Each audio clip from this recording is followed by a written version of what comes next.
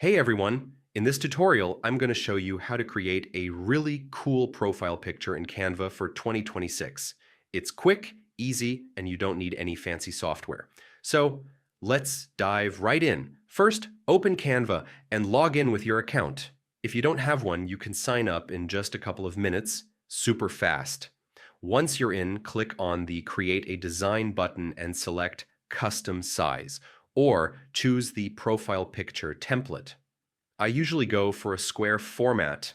It works perfectly on all social platforms. Next, pick a background.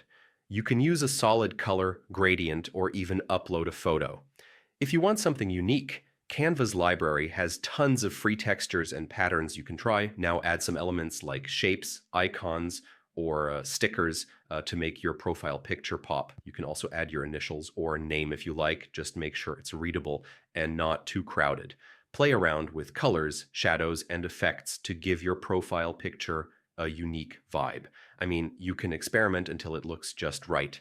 Don't be afraid to try a few variations. When you're happy with your design, click Download and select PNG or JPG. And that's it. You now have a cool profile picture ready to use anywhere. So yeah, that's how you create a cool profile picture in Canva for 2026.